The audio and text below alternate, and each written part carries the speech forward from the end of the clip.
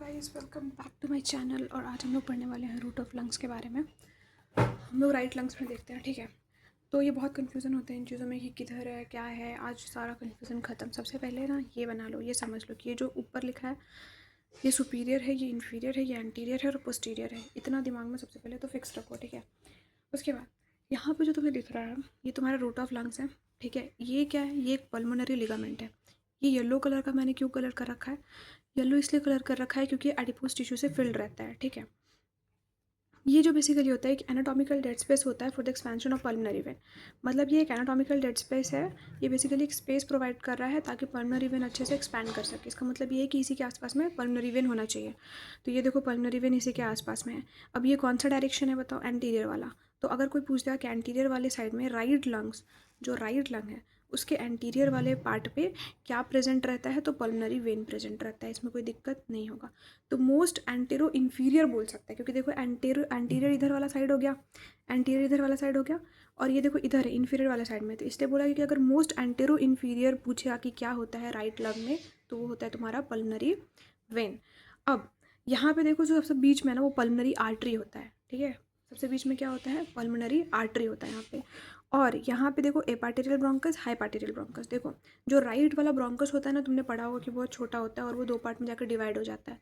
तो ये जो ब्रोंकस है ना यहाँ पे राइट वाले लंग्स में, वो दो पार्ट में डिवाइड हो गया। एक होता है एपार्टेरियल और एक होता है हाइपार्टेरियल। तो एपार्टेरियल मतलब ऊपर रहेगा, हाइपार्टेरियल मतलब नीचे रहेगा, ठीक है। तो एपार्टेरियल ब्रोंकस हो गया, हाइपार्टेरियल ब्रोंकस हो गया। किसके ऊपर है? तो अबव द पल्मोनरी आर्टरी।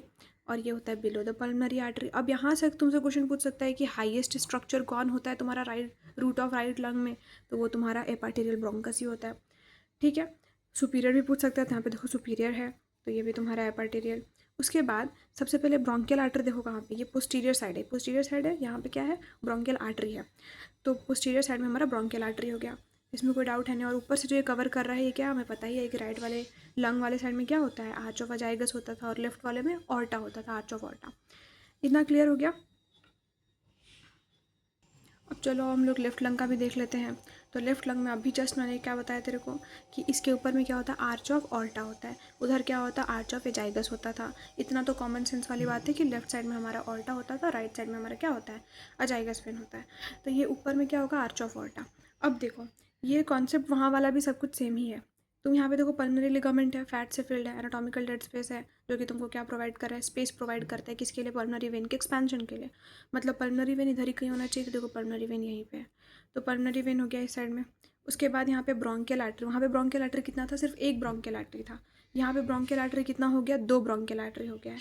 बीच में यहाँ पे क्या है तुम्हारा? Left principal bronchus. यहाँ पे दो पार्ट में डिवाइड करने का ज़रूरत नहीं है। तो ये क्या हो जाएगा तुम्हारा? Left principal bronchus. और ऊपर में क्या है तुम्हारा? ये पल्मोनरी आर्टरी होता है। यहाँ पे सबसे हाईएस्ट स्ट्रक्चर क्या है? पल्मोनरी आर्टरी है। वहाँ पे तुम्हारा हाईएस्ट स्ट्रक्चर क्या था? एपार्टेरियल ब्रोंकस था। इसमें कोई डाउट नहीं होना चाहिए। तो ये बस इतना सिंपल था। तो अगर तुम्हें ये वीडियो समझ आई है तो इसको लाइक करो, शेयर करो, सब्सक्राइब करो और कमेंट करो।